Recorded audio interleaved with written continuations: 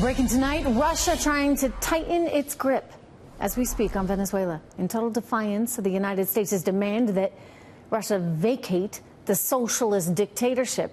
There are new reports this evening that Russia is sending even more troops to the region.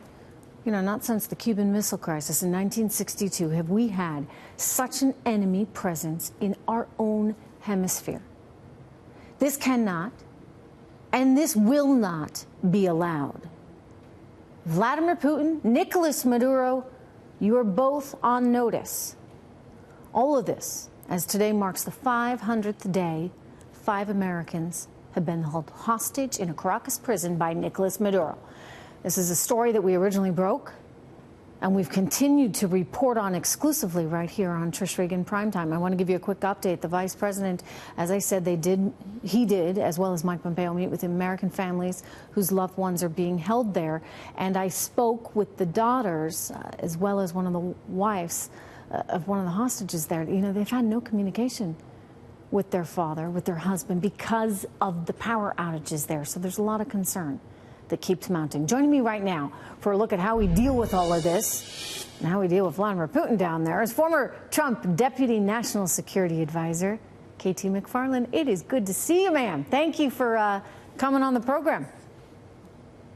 It's an honor and a pleasure, and congratulations to you and this primetime success, Trish. Thank you. Thank you, K.T. All right.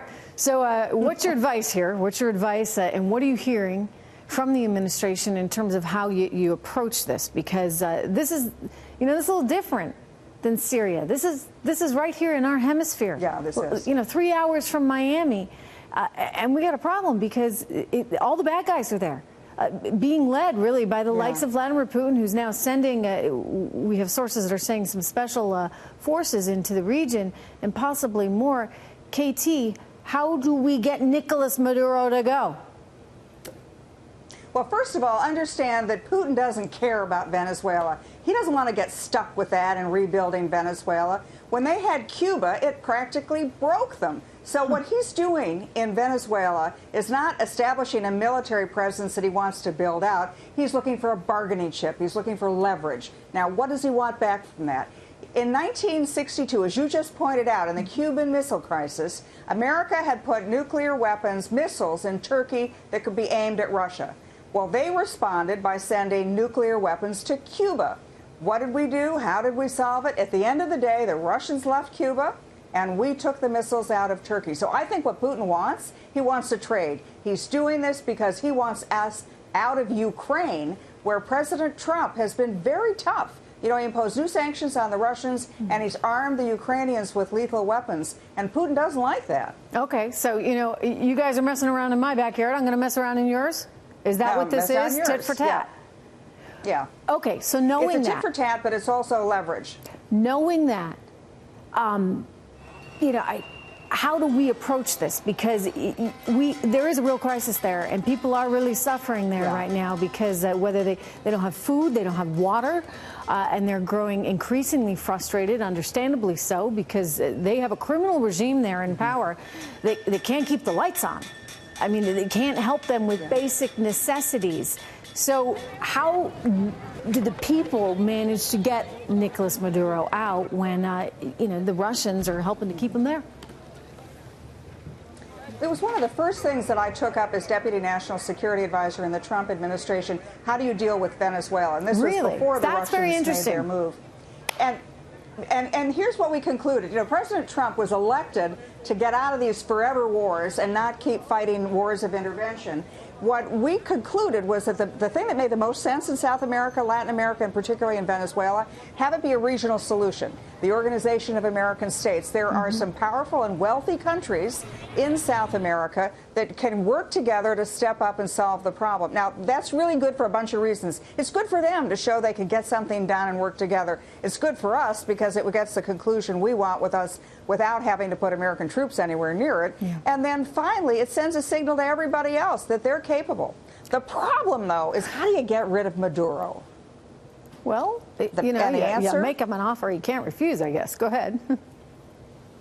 Well, but now here's the problem with getting rid of any dictator particularly brutal dictators, is they don't want to go because they think their alternative is the international criminal courts and maybe being executed. It's a tragic thing because Maduro needs to be punished beyond belief, but you may not get him out in time.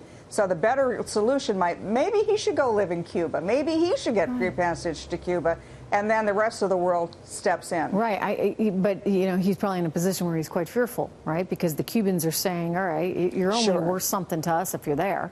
And if you can't keep the oil spigot open, which is why they relied so much on Venezuela, then you're no good to us. So he may be worried for literally his life. And so he doesn't know who to trust. And, you know, it's certainly not us. I get it. We don't like him either. But to your point, to be realistic about this situation. John Bolton, right here on this show, offered him a deal. He said, listen, you know, go live in a villa somewhere nice on the sea and you know, put this all behind you. But getting from point A to point B, I guess, is easier said than done with these guys. But we've done it before, right? Well, yeah, but that's why it's important to have a regional solution and to tell the Russians we're not going to play this little game. And that if Maduro does hear from enough people that he's got an easy out, he can go get the villa, he can live nicely for the rest of his life, and that's an incentive for him to go. The worse it gets in Venezuela, the worse it gets for Maduro. And if his alternative is to leave in a coffin or to leave on a plane, he may choose to leave on a plane. You'd think he would take the plane. Just real quickly, Colombia, Brazil, they're still not saying, okay, we want to intervene in a meaningful way. At what point do they realize they kind of got to? Because if they don't, they're going to continue with a massive immigration crisis themselves with these refugees bleeding over into their border. Well, that's why I think that the diplomacy the United States can use behind the scenes is extremely important. You know, President Trump got along very well with the president of Brazil. That was a very successful meeting. And that kind of leadership that Brazil could take for the whole region would be extremely important, not just for Brazil, not just for the region, but it shows that, you know, Latin America has a lot of capabilities, and they should be able to step up and use them. They could be a very wealthy, successful partner. That would be good. KT, Agreed. Good to see you. Thank you.